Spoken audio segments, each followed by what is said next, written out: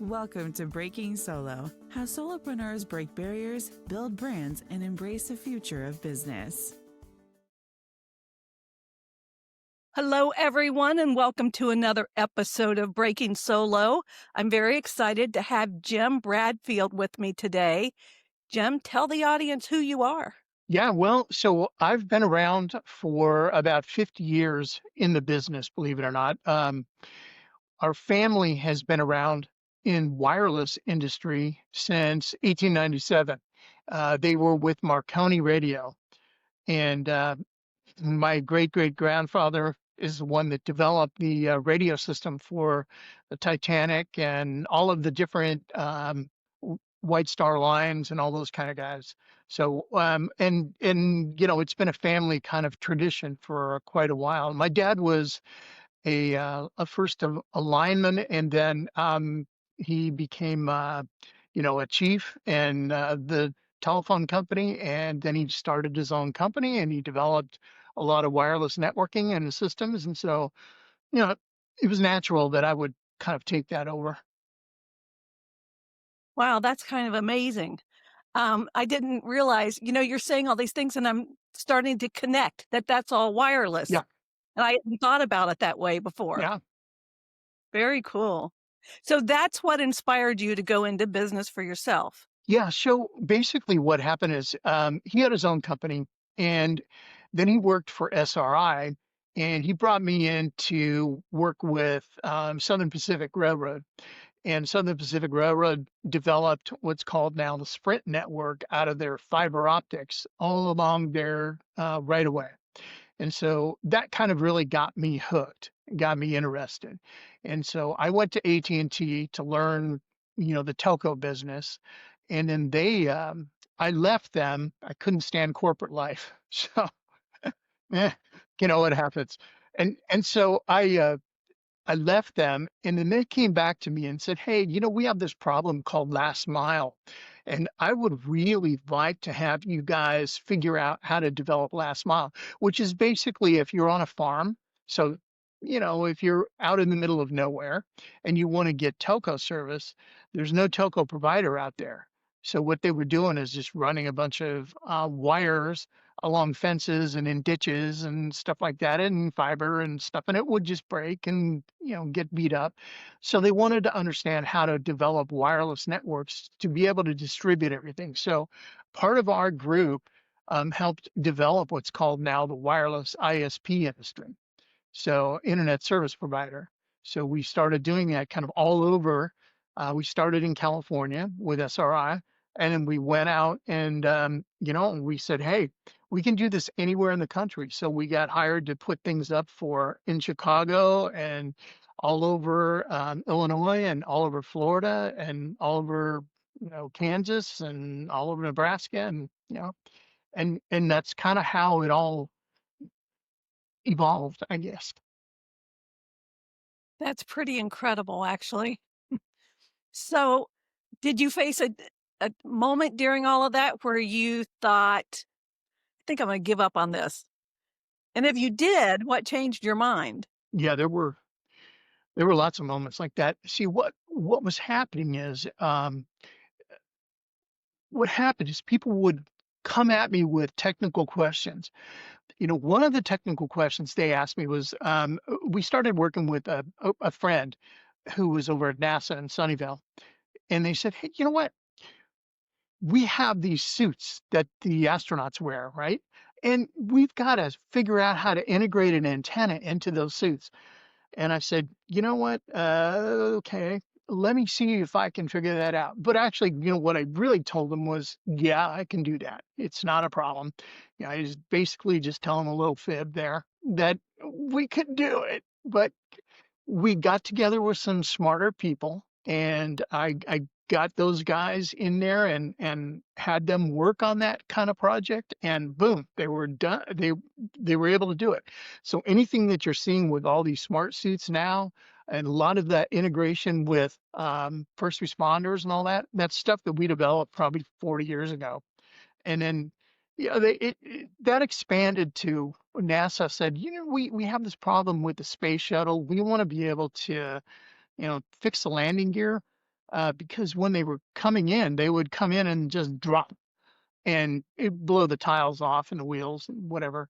So we got out there with Edwards Air Force Base and developed the communications between, long distance communications over the air with the space shuttle so it can monitor all of its devices and things like that. And so then they said, all right, well, that's pretty cool. We have these guys that are developing this thing called, weigh in motion stations. It's all along the freeways in the country. And I said, yeah, you know what? We could do that. Again, no idea that we could really do that. So we said, yeah, we'll work with you. Well, it was, Lockheed Martin and then Space Systems Loral. And we developed the iPass and PrePass networks that you now have on the little devices, like SunPass, iPass, PrePass, all those. We developed those networks for them nationwide and helped roll that out to them. So that was pretty cool. That's a big deal. But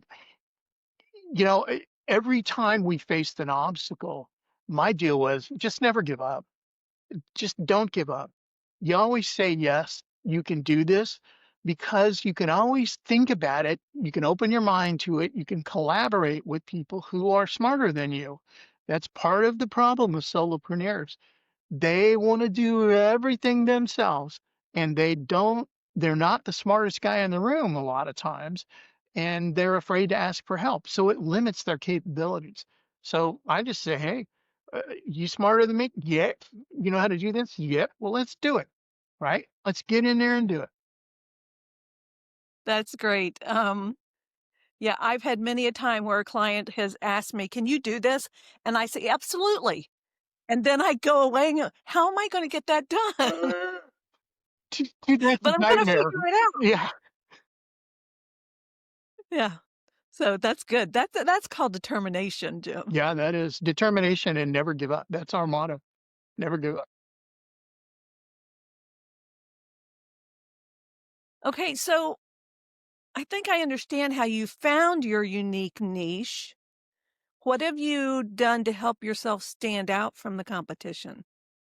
So one of the things that we do is we I have somebody that from Peru that is really excellent at developing, a marketing campaign. So I brought him in to put together a marketing campaign on LinkedIn and some of the other kinds of things. And they're basically what our strengths are. So we advertise for healthcare and warehouse and for uh, wireless transmission for just about anything and all those kind of things. And he puts a really cool thing together for us and then has it marketed. So, you know, I try to do that all myself. And, the problem with that is you just can't get it all done. If you're doing just the one thing, yeah, you're doing great, but then you're missing out on everything else. So I go and talk to people that we've worked with before. I do just about anything for them. And then I get references and make sure that they refer me to the people that can do something, right? Because if we're just doing cold calls, that's just a waste of my time. I can't stand that. I don't like to be cold called myself so much. Right.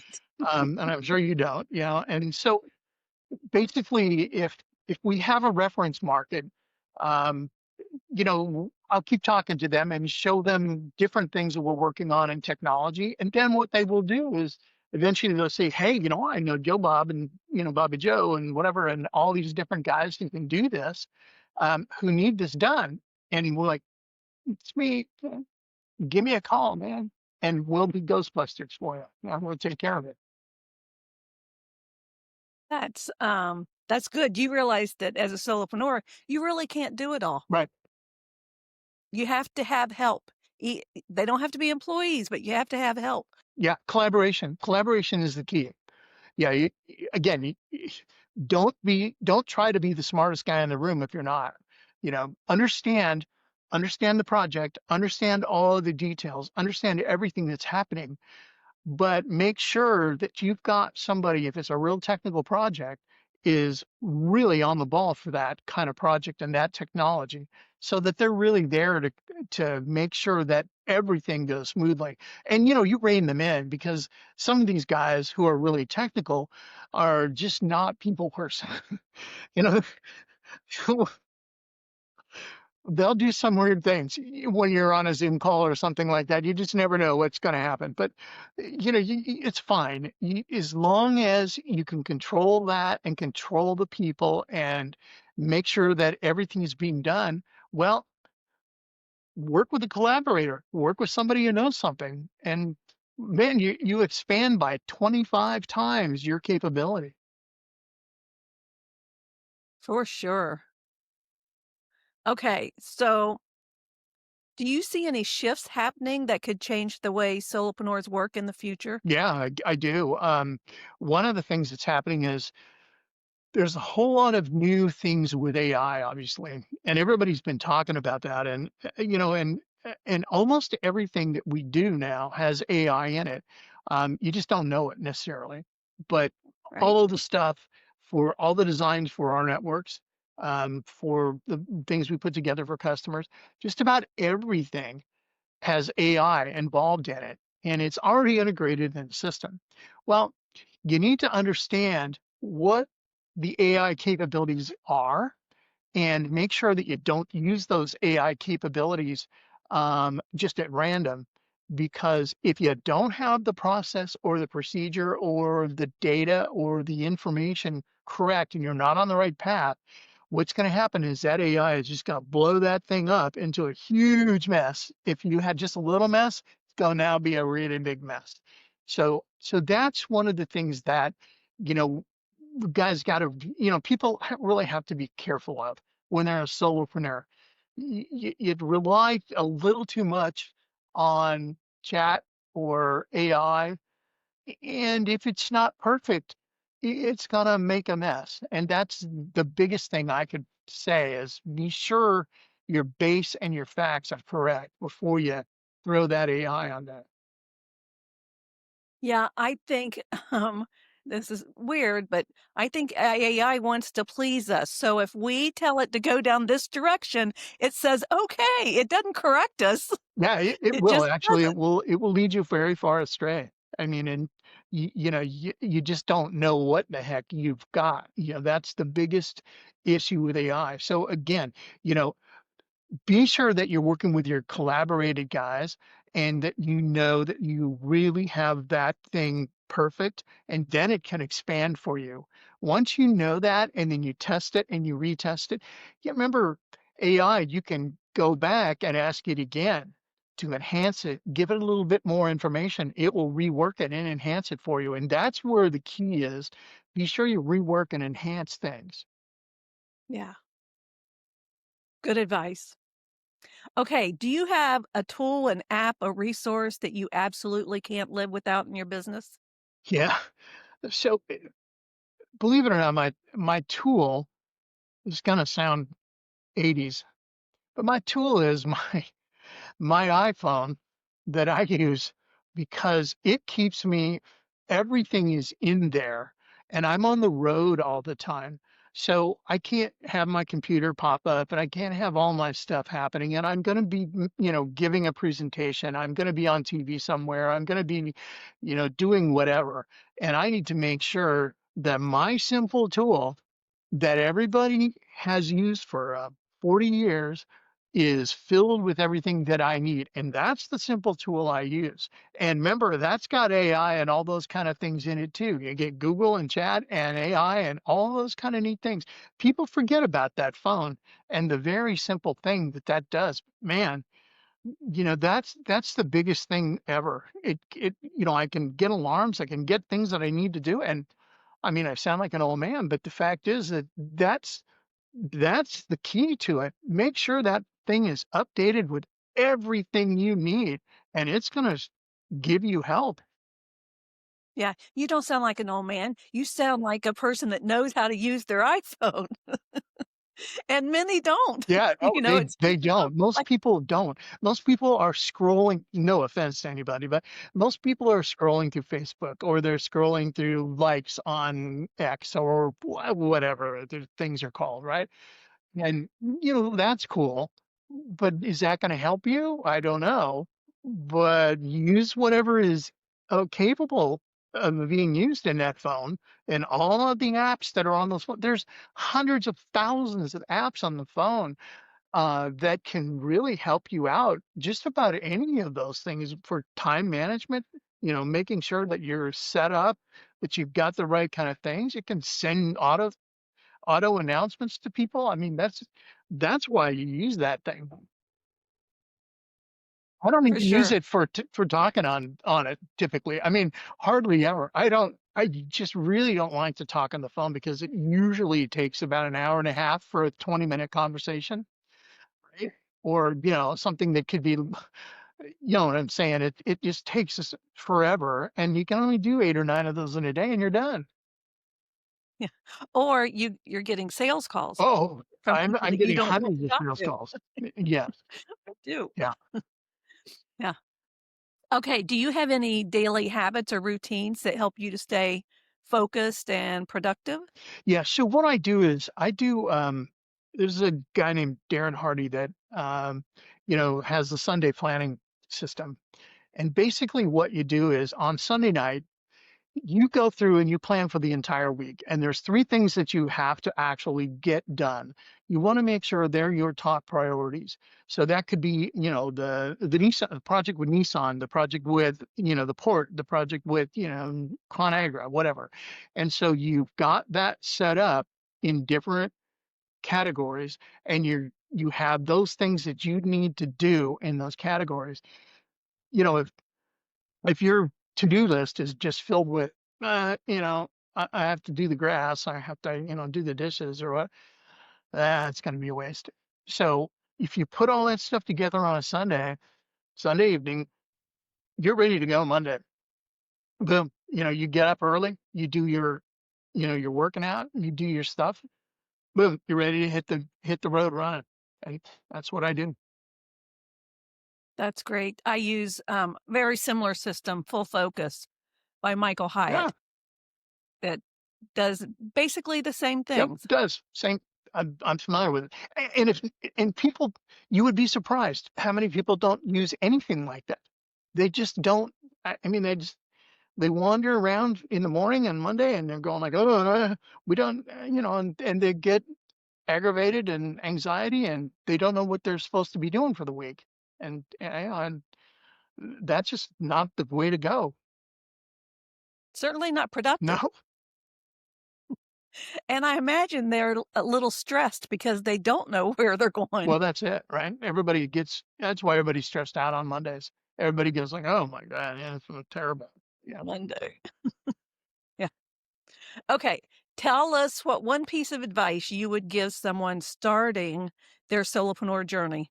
Yeah. Again, I think the major piece of advice is understanding your limitations, understanding what you know, and don't worry about the fact that you don't know it. um, you know, put all these things together, put them in a column and say, hey, look I know these things.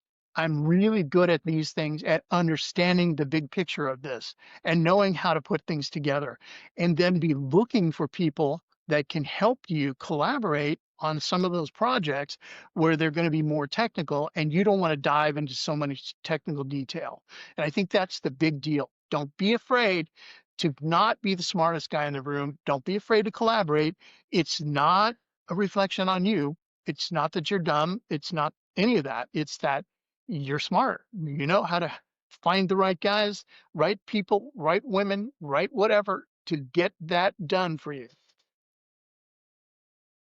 Great advice. Okay. Do you have any exciting projects coming up that you'd like to share? Yes, actually, we do. I do. Now working on, well, let's see. There's Hyundai and Kia worldwide. We're helping them. One of the things that they're doing is they're bringing in cars into the ports on the East Coast and kind of all over the country. And so when they bring all these vehicles in, they park them in these giant lots. and they don't really have any way to tell which car is where. Right? Just think about it. You bring somebody out and somebody parks a car out there with another 100,000 of them, and so you say, "Well, I need these types of cars." Eh, good luck. So what we do is we're putting in a wireless network for them with what's called a GIS locator. And, it's like a GPS locator, right? And so what it does is it tells you, hey, this specific car, is here in this park number, such and such in this lot. So we know where all those cars go whenever they bring them off the boat. And so now that's cutting their time tremendously to help them get those vehicles taken care of, and into the sales, organization. So that's been really a big eye opener. People didn't know how to do that before, and so now we're really doing it. So that's kind of the biggest one. And then we're working with the rest of their company kind of nationwide to help them develop their networking and improve all their wireless and things like that across all of their locations worldwide. That's amazing. I didn't think I mean, they bring in hundreds of cars. Yeah. I just assumed they already had something like that in place, that they knew where their vehicles were. Yeah, you'd be surprised they don't. That's crazy. Okay, where can people connect with you to learn more? Yeah. So my email is jbjr@naswireless.com. Our site is www.naswireless.com. And they can find me on Jim Bradfield on LinkedIn and, NAS Wireless. And pretty much, I'll take your call. If you need something, give me a call, 925-382-0410. That's awesome. And I will put that information in the show notes. So if you missed it, don't worry about it. Jim, thank you so much. It's been a pleasure getting to know you a little bit today. It's my pleasure. Always a pleasure to assist all those guys who are starting out. So That's awesome. Thank you so much. Okay, folks, if you have not liked the show and written a review, now's your opportunity. Go do it right now. Thank you.